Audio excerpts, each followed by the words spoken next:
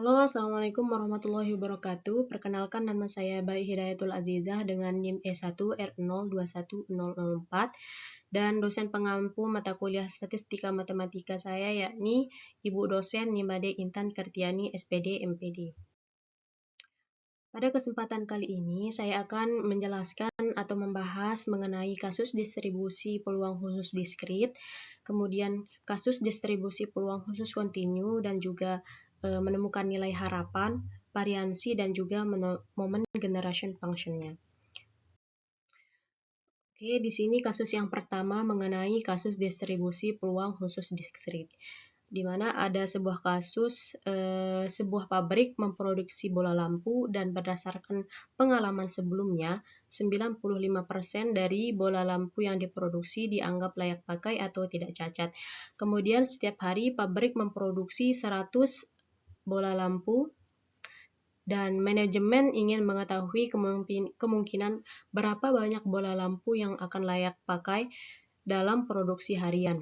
Nah, di sini pertanyaannya yang pertama, berapa probabilitas bahwa tepat 90 dari bola lampu yang diproduksi akan layak pakai? Dan yang kedua, berapa probabilitas bahwa setidaknya lebih dari 95 bola lampu akan layak pakai? Nah, untuk menyelesaikan kasus yang tadi, di sini kita mengumpulkan informasi terlebih dahulu. Di sini diketahui bahwa jumlah percobaan untuk bola lampu yang diproduksi setiap harinya yakni adalah 100 bola lampu. Jadinya N-nya sama dengan 100. Kemudian peluang sukses dari bola lampu yang layak pakai tadi sebesar 95%. Jadinya P-nya sama dengan 95% atau sama dengan 0,95. Kemudian di sini harus kita ketahui Q-nya. Q-nya yakni 1 min P dan 1 dikurangi 0,95 yakni 0,05. Jadinya Q sama dengan 0,05. Kemudian X di sini karena soal yang pertama tadi adalah jumlah keberhasilan yang kita inginkan sebesar 90 bola lampu yang layak pakai, jadinya X-nya sama dengan 90. Oke, untuk menyelesaikan pertanyaan yang pertama tadi, yakni kita akan menghitung probabilitas bahwa tepat 90 bola lampu yang layak pakai. Di sini kita akan menggunakan rumus distribusi binomial. Nah, rumusnya seperti ini, yakni di mana Bx NP sama dengan kombinasi P pangkat X dikali 1 min P atau Q pangkat N min X.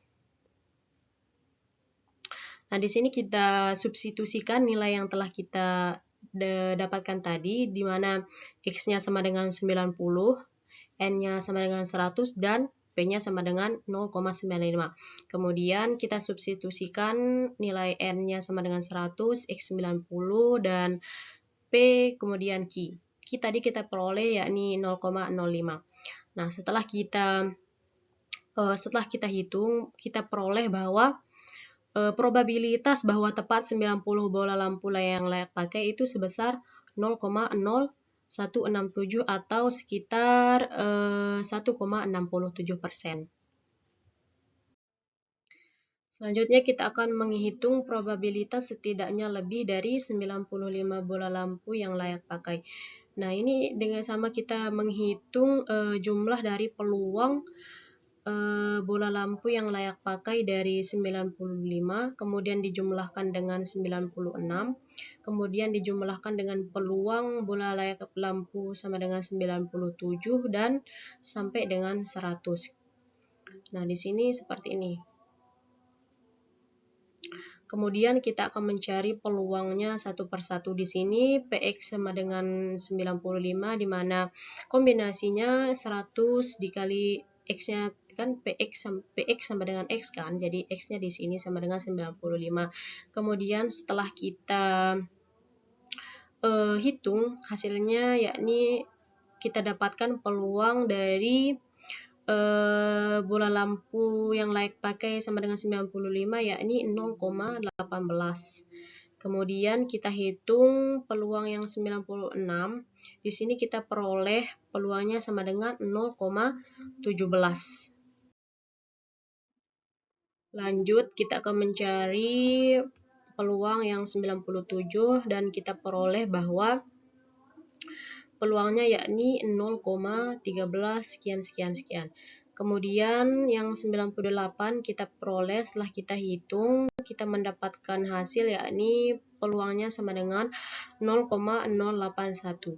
Kemudian peluang yang 99 kita peroleh, dia peluangnya sama dengan 0,031116. Selanjutnya di sini ada peluang yang 100. Setelah kita hitung, kita memperoleh peluangnya yakni 0,005%. Kemudian kita akan jumlahkan dari peluang yang 95 sampai dengan 100. Nah, kita peroleh bahwa hasil akhirnya yakni sama dengan peluang bola lampu yang setidaknya bola lampu yang layak pakai 95 sama dengan 0,616. Jadi probabilitas bahwa setidaknya lebih dari 95 bola lampu akan layak pakai adalah sekitar 0,616 atau sekitar 61,6%. Selanjutnya di sini ada sebuah pertanyaan mengatakan bahwa mengapa kasus ini termasuk distribusi diskrit binomial.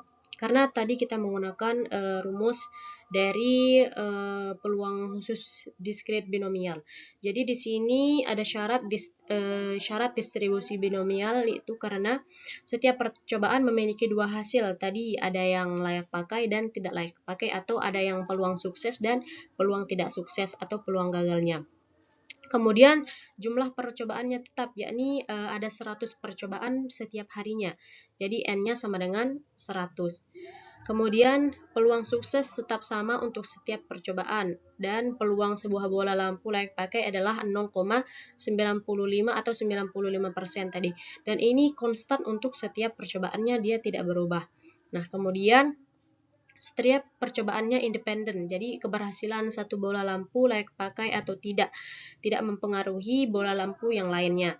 Dan yang terakhir, ini adalah ciri khas dari distribusi binomial, di mana kita menghitung probabilitas keberhasilan dalam sejumlah percobaan independen yang memiliki dua hasil, yaitu sukses atau gagal, atau layak pakai atau tidak layak pakai, seperti kasus pada bola lampu tadi.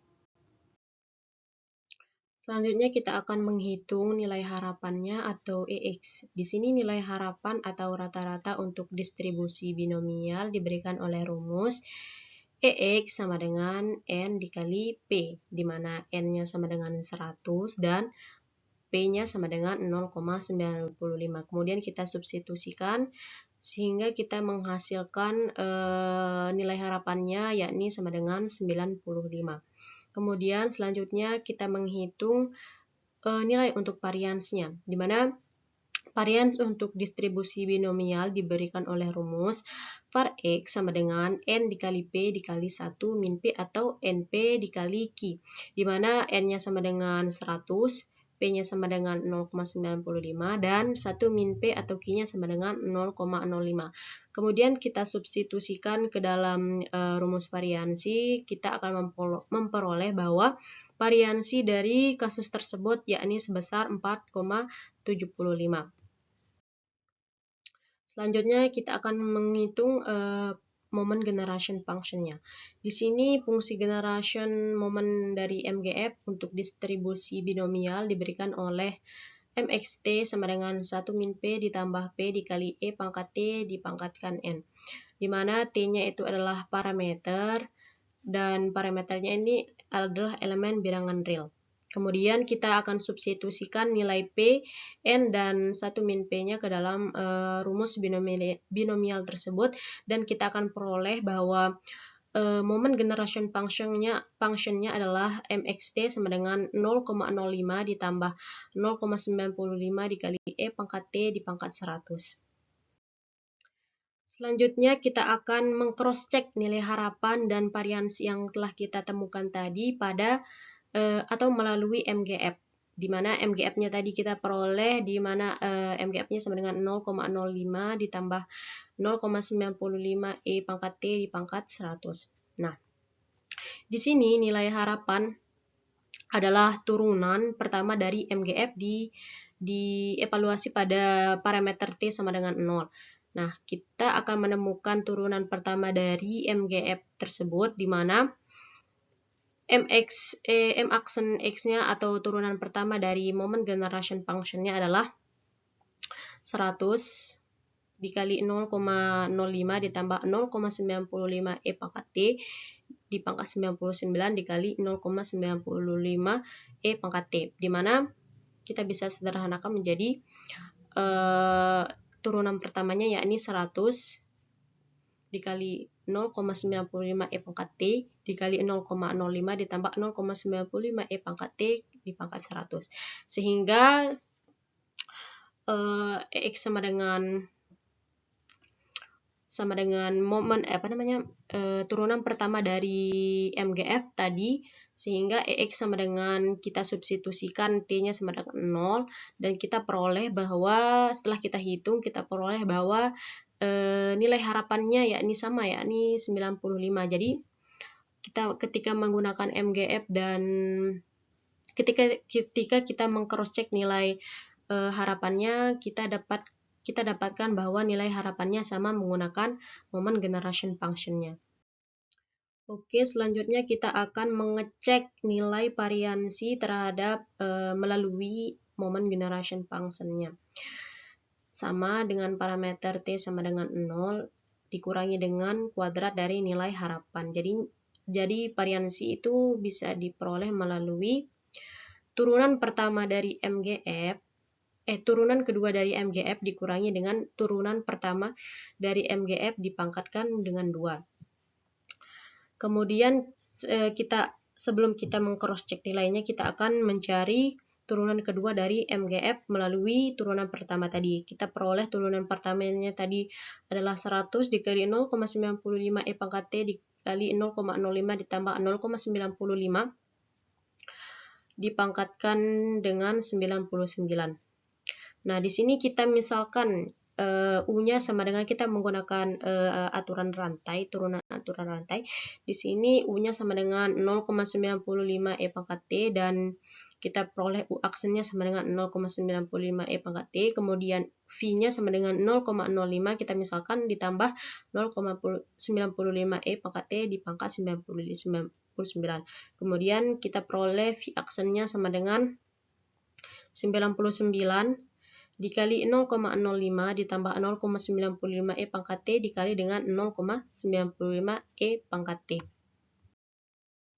Selanjutnya kita akan substitusikan nilai U dan U aksen, V dan V aksennya ke dalam rumus dari turunan kedua, yakni 100 dikali U aksen dikali V ditambah U dikali V aksen. Kita substitusikan sehingga setelah kita hitung, kita dapatkan turunan keduanya yakni pada nilai 100 dikali 99 dikali 0,05 ditambah 0,95 E pangkat T dikali 98 dikali 0,95 E pangkat T di pangkat 2 ditambah 100 dikali 0,05 ditambah 0,95 di pangkat T di pangkat 99 dikali 0,95 E di pangkat T. Kemudian kita langsung saja mencari turunan keduanya pada nilai T sama dengan 0, sehingga kita peroleh turunan keduanya yakni sama dengan 9.029,75, dan kita akan menghitung variansinya, di mana variansi tersebut tadi adalah turunan kedua dari MGF dikurangi dengan turunan pertama dari MGF dipangkatkan dengan 2, sehingga variansinya di sini sama dengan 9.029,75 dikurangi dengan 95 dipangkatkan dengan 2. Setelah kita hitung, kita dapatkan variansinya yakni sama dengan 4,75. Jadinya nilainya sama dengan, setelah kita cross check dari MGF, ternyata variansinya sama yakni sebesar 4,75. Selanjutnya kita masuk kepada kasus yang kedua mengenai kasus distribusi peluang khusus kontinu, di mana ada sebuah kasus, yakni di sini seorang pengamat cuaca ingin mengukur suhu harian di suatu kota selama musim kemarau. Berdasarkan data, suhu pada siang hari di kota tersebut berkisar antara 25 derajat Celcius hingga 35 derajat Celcius.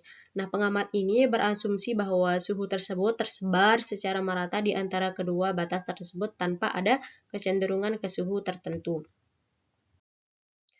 Nah, dari kasus tersebut kita dapat memverifikasi atau mengidentifikasi variabel acak kontinu X-nya sebagai suhu harian pada siang hari di kota tersebut dengan interval nilai A-nya sama dengan 25 dan B-nya sama dengan 35. Nah, kasus ini tuh termasuk ke dalam distribusi peluang khusus kontinu seragam. Nah, mengapa kasus ini termasuk ke dalam distribusi seragam? Nah, kasus ini termasuk dalam distribusi seragam kontinu karena suhu harian di kota tersebut tersebar merata antara 25 derajat hingga 35 derajat Celcius tanpa adanya preferensi atau kecenderungan lebih tinggi pada satu suhu tertentu. Dalam distribusi seragam kontinu, setiap nilai dari interval A, B memiliki peluang yang sama untuk terjadi. Jadinya tidak ada atau kasus ini tuh memiliki interval yang yakni interval A, B. Selanjutnya kita akan menemukan nilai harapan atau EX-nya. Nah, di sini nilai harapan daripada distribusi peluang khusus kontinu seragam, EX-nya sama dengan 1/2 dikali A ditambah B, di mana A-nya sama dengan 25 dan B-nya sama dengan 35, maka kita peroleh bahwa ekspektasi atau nilai harapannya adalah 30. Selanjutnya kita akan menemukan variansinya. Nah, di sini rumus dari variansi peluang khusus diskrit kontinu seragam, yakni 1/12 dikali B dikurangi A dipangkatkan dengan 2, di mana A-nya tadi sama dengan 25 dan B-nya sama dengan 35. Kita substitusikan pada rumus tersebut sehingga kita peroleh bahwa variansi dari kasus tersebut adalah sebesar 8,33. Selanjutnya di sini kita akan menemukan moment generation function-nya atau MGF-nya. Nah, di sini MGF untuk distribusi seragam kontinu pada interval A, B adalah MXT sama dengan E dipangkatkan dengan BT dikurangi E dipangkatkan dengan AT per T B min A. Nah, tadi kan kita sudah ketahui bahwa interval A-nya sama dengan 25 dan B-nya sama dengan 35. Kita substitusikan kepada pada rumus MGF-nya, kita peroleh bahwa MGF dari kasus tersebut adalah MXT sama dengan E pangkat 35T min E pangkat 25T per T pangkat 10. Oke, sama seperti soal sebelumnya pada distribusi diskrit ya. Kita akan meng-cross check nilai harapan dan variansinya melalui MGF. Nah, sama seperti sebelumnya, ketika kita ingin meng-cross check nilai harapannya, kita akan melalui MGF itu sama dengan nilai turunan pertama dari MGF tersebut, sama seperti sebelumnya, dan variansinya adalah turunan kedua dikurangi dengan turunan pertama dipangkatkan dengan kedua. Jadi di sini kita peroleh turunan pertama dari MGF dari kasus ini adalah yakni MX aksen T sama dengan BE di pangkat BT dikurangi AE pangkat AT per B min A dikurangi dengan E pangkat BT min E pangkat AT per T kuadrat B min A. Nah, kita mencari nilai MGF turunan pertamanya, kita substitusikan T-nya sama dengan 0, kita peroleh bahwa turunan pertama dari MGF ini adalah A ditambah B per 2. Jadinya kita substitusikan interval tadi, interval A, B yakni 25,33 25 dan 35, sehingga kita peroleh nilai harapannya yakni sama, yakni sebesar 30. Jadinya antara kita cross check nilai harapan tadi melalui MGF-nya, nilai harapannya sama, yakni sebesar 30. Selanjutnya kita akan menghitung turunan kedua dari MGF di T sama dengan 0 untuk menemukan varians. Nah, turunan kedua dari MGF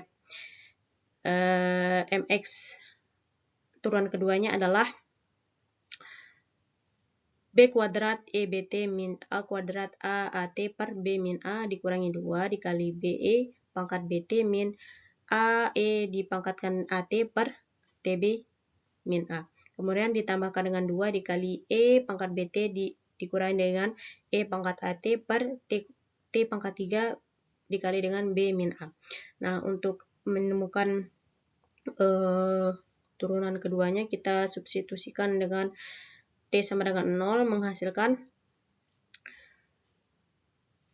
B min A kuadrat per 12. Sehingga kalau kita substitusikan nilai interval A, B-nya tadi, kita peroleh bahwa nilai variansnya adalah 35 dikurangi 25 pangkat 2 per 12, yakni menghasilkan 8,33. Jadi, setelah kita cross check melalui MGF, ternyata nilai variansinya sama, yakni 8,33. Sekian dari saya, terima kasih atas perhatiannya.